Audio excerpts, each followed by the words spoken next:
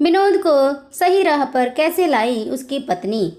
अपने marriage home के स्वागत कक्ष में बैठी नमिता मुख्य रसोइये से शाम को होने वाले एक विवाह की दावत के बारे में बातचीत कर रही थी। तभी राहुल उसके कमरे में आया। नमिता को स्वागत कक्ष में देखकर एक बार वो बह ठिठक सा गया। अरे नमिता, तुम यहाँ? निगाहों में ही नहीं, उसके स्वर में भी आश्चर्य था। क्यों, क्या मैं यहाँ नहीं हो सकती? हंसते हुए नमिता ने गर्मजोशी से राहुल का स्वागत किया और बगल में पड़ी कुर्सी की तरफ बैठने का संकेत कर रसोइये से अपनी बात जारी रखी। फिर उसे एक सूची पकड़ाकर बोली, इस सूची के मुताबिक दावत की हर चीज़ तैयार रखें। खाना लगभग 9 बजे होगा। कोई शिकायत नहीं सुनूंगी मैं। जी मैडम, रसोइये ने सिर झुकाकर कहा और सूची ले कर वहाँ से चला गया। ये क्या लफड़ा है भाई? राहुल ने आश्चर्य से पूछा। कोई खास नहीं, नमिता मुस्कुराई। वही पुरानी मार्क मुस्कान जिसका राहुल कभी दीवाना था। अपनी शादी तो सफल नहीं हो सकी राहुल, पर दूसरों की शादियों का सफल आयोजन करने लगी हूँ, कहकर खुलकर हंसी नमिता। हंसते समय उसी तरह उसके गालों में पड़ने वाले गड्ढे और वैसे ही खिलखिलाने के साथ उसकी झलक उठने वाली चमकदार पनीली आँखें। कुछ भी तो नहीं बदला है नमिता में। आजकल कहाँ है महाशय? राहुल को पता था नमिता का पति एक गैर जिम्मेदार बेभगौड़ा किस्म का व्यक्ति निकला, जिसने शादी के बाद जीवन की किसी भी जिम्मेदारी को ठीक से नहीं निभाने की कोशिश नहीं की। किसी तरह बिगड़ैल बैल को गाड़ी के जुए के नीचे रखने में सफल हो गई हूँ राहुल, वह संगर बोली। आजकल हमारे इस मैरिज होम का बाहरी काम वही देखते हैं। आदतों में भी कुछ बदलाव आए हैं। आशा है अब सब ठीक हो जाएगा। लेकिन इतना आलीशान मैरिज होम तुमने बना कैसे डाला? राहुल चकित स्वर में बोला। कोई बैंक लूटा क्या तुम लोगों ने? दिल में अगर कुछ करने का हौसला हो तो पैसे लगाने वालों की कमी नहीं है राहुल, नमिता बोली। मैं जिस कंपनी में काम करती थी उसके मालिक खन्ना साहब पैसे वाले आदमी हैं। शहर में एक अच्छे मैरिज होम की ज़रूरत सब महसूस कर रहे थे, पर कोई आगे बढ़ने का साहस नहीं कर रहा था। मैंने खन्ना साहब से इस संबंध में अपना प्रस्ताव रखते हुए बात की तो वह गंभीर हो गए। वह बोले, अगर तुम उसका इंतज़ाम कर सकती हो और सारा कुछ अपनी देखरेख में चला सकती हो तो बताओ। मैंने हिम्मत जुटाई और उन्होंने पैसा लगाया। साहस का सबल यह रहा कि मैरिज होम शहर की नाक बन गया है। अब हर अच्छी शादी का इंतज़ाम हम करते हैं। हर अच्छी दावत हमारे यहाँ से होती है। और आप आश्चर्य करेंगे कि हमारे पति महाशय को अब सिर उठाने की फुर्सत नहीं मिलती। रात दिन इसके प्रबंधन में जुटे रहते हैं। खुश भी हैं और संतुष्ट भी। जानी आज़ाद पंछी को अपने पिंजड़े में कैद कर लिया तुमने। राहुल मुस्कुराया। चलो अच्छा हुआ, वरना मैं परेशान रहता था तुम्हें लेकर कि तुम शादी करके खुश नहीं रह सकी। एक बार को तो सब कुछ उजड़ ही गया था राहुल। लगने लगा था कि सब बिखर गया, जीवन बेकार हो गया, शादी असफल हो जाएगी। विनोद सचमुच ऐसे इंसान नहीं हैं जो घर बसाकर रहने में विश्वास रखते हों। वह आवारा घुमक्कड़ किस्म के व्यक्ति हैं। आज जहाँ तो कल वहाँ, आज यह नौकरी तो कल वह, आज इस शहर में तो कल उस शहर में। दर दर की ठोकरें खाना उनकी प्रवृत्ति और आदत में शुमार था। राहुल, यह मैं ही जानती हूँ कि कैसे उन्हें सही रास्ते पर लाई, और अब खुश हूँ कि वो मुझे पूरा सहयोग कर रहे हैं और इस काम में रुचि ले रहे हैं। काम चल निकला है और हमें खासी आमदनी होने लगी है। यह करिश्मा किसका मानूं, तुम्हारा या विनोद का?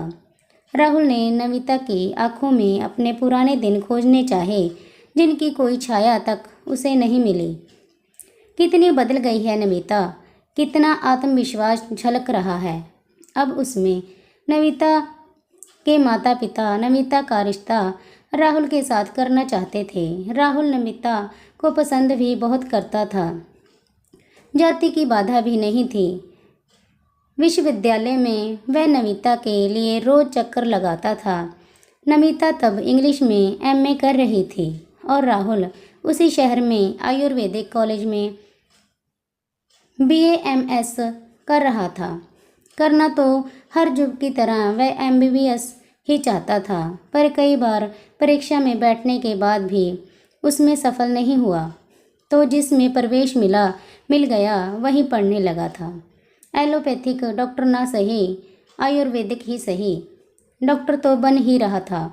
नमिता के माता पिता चाहते थे नमिता जैसी नकचिड़ी लड़की अगर राहुल को पसंद कर ले तो उनके सिर का भार कम हो जाए, पर नमिता ने इनकार कर दिया। उसने इनकार से राहुल को चोट भी पहुंची, लेकिन वह जोर जबरदस्ती किसी लड़की से शादी कैसे कर सकता था।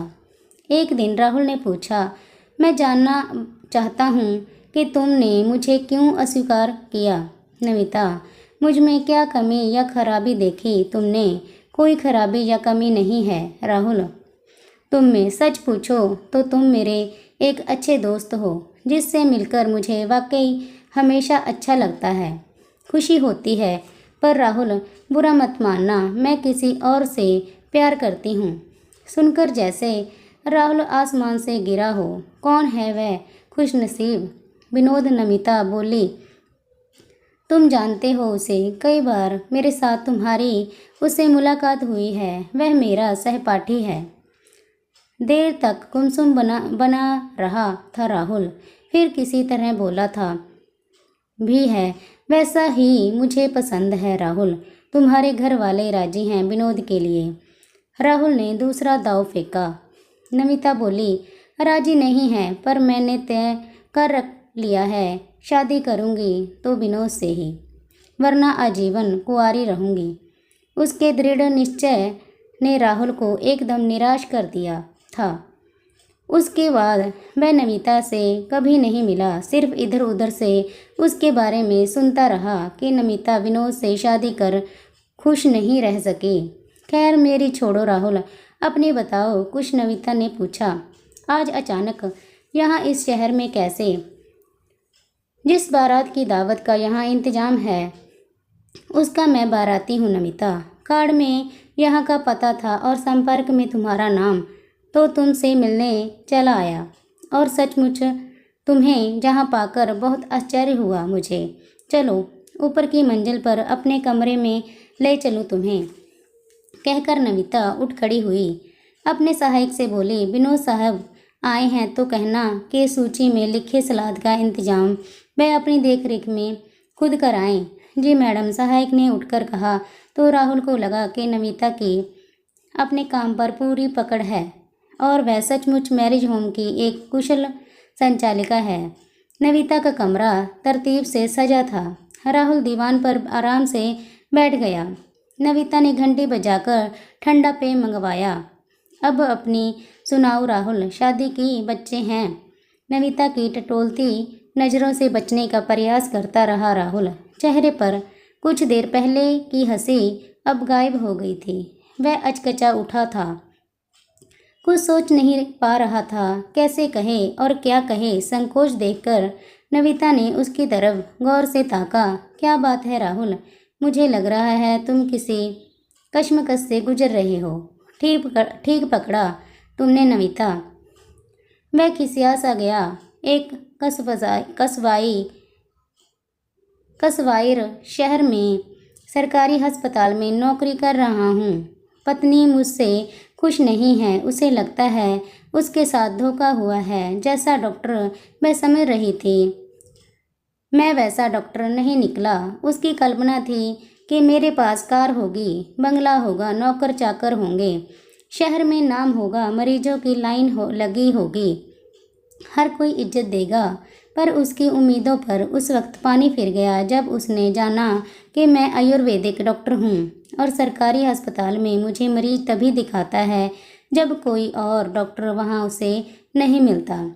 मरीज को मुझ पर विश्वास भी नहीं होता। तनख्वाह जरूर दूसरे डॉक्टरों जितनी ही मिलती है, पर ना वह भाव है, ना वह सम्मान। अस्पताल की नर्सें और कर्मचारी तक मुझे डॉक्टर नहीं गिनते, ना मेरी कोई बात सुनते हैं। साथी डॉक्टर मुझे अपने साथ नहीं बैठाते, अपनी पार्टियों में मुझे नहीं बुलाते। एक प्रकार से अछूत माना जाता हूँ मैं उनके बीच। उनकी बीबियाँ मेरी बीबी को इज्जत नहीं देती, उसके मुंह पर कह देती हैं वह भी कोई डॉक्टर है, चूरन चटनी से इलाज करता है। क्या देखकर तुम्हारे माँ बाप ने उससे शादी कर दी? अरे नविता को दुख सा हुआ। तब तो तुम्हारी पत्नी सचमुच अपमानित महसूस करती होगी। हाँ, राहुल बोला। उस अपमान के एहसास ने ही उसके दिल में मेरे प्रति नफरत पैदा करा दी। नविता, उसे मेरी सूरत से नफरत हो गई। मैं उसकी आंखों में एकदम नकारा और बेकार आदमी हो गया। बिना मुझसे पूछे उसने गर्भपात करवा लिया। अपने मायके में कह दिया, ऐसे वाहियात आदमी का बच्चा मैं अपने पेट में नहीं पाल सकती। अरे बड़ी बददिमाग औरत है वह। नमिता बोली, कहीं ऐसे जिया जाता है अपने पति के साथ? 2 साल बाद वह मायके में ही रही, बार बार बुलाने पर भी नहीं आई। आखिर मैं ही गया अपनी नाक नीची करके उसे लेने। उसके माता पिता से बात की, पूछा मेरा क्या कसूर है, जैसा डॉक्टर हूँ वह शादी से पहले उन्हें बता दिया था। उन लोगों ने अपनी लड़की को शादी से पहले ही क्यों नहीं बता दिया? उसे अंधेरे में क्यों रखा? उसकी आंखों में इतने बड़े सपने क्यों दिए कि वह जीवन की इस कठोर सच्चाई से आंखें नहीं मिला सकी? माँ बाप ने तुम्हारा पक्ष नहीं लिया? नमिता ने पूछा। कोई माँ बाप नहीं चाहता कि उनकी लड़की का बसा हुआ घर उजड़े। उन लोगों ने भी लड़की को बहुत समझाया। शादी ब्याह हंसी खेल नहीं है, जीवन का प्रश्न है, निर्वाह करना चाहिए। जीवन में ऊंच नीच अच्छा बुरा कहाँ नहीं होता। कोई ऐसे लड़ झगड़ कर अपने घर से भाग आती है। फिर कुछ समझी वह? नमिता ने पूछा। हाँ, राहुल बोला, लेकिन उसने साथ चलने के लिए एक शर्त रखी। ओह, शादी ना हुई, एक शर्तनामा हो गया, हंस दी नमिता। लेकिन मैंने उसकी वह शर्त तुरंत मान ली। राहुल बोला। उसने कहा, मैं अपना तबादला किसी छोटे कस्बे में करवा लूँ जहाँ मुख्य डॉक्टर मैं ही हूँ और कस्बे वाले मुझे सचमुच डॉक्टर माने। राहुल कुछ चुप रहकर संतुष्ट स्वर में बोला, अब जिस कस्बे में मैं हूँ वहाँ वह मेरे साथ खुश है। हालांकि वहाँ हर वक्त बिजली नहीं मिलती, अस्पताल में साधनों की कमी है, दवाएं अक्सर नहीं होती, पर कस्बे के दुकानदार दवाएं रखते हैं और मैं जिन दवाओं को पर्चे पर लिख देता हूँ उन्हें मंगाने की कोशिश करते हैं, जिससे मरीज ठीक होते हैं और मेरे प्रति लोगों का विश्वास जमने लगा है।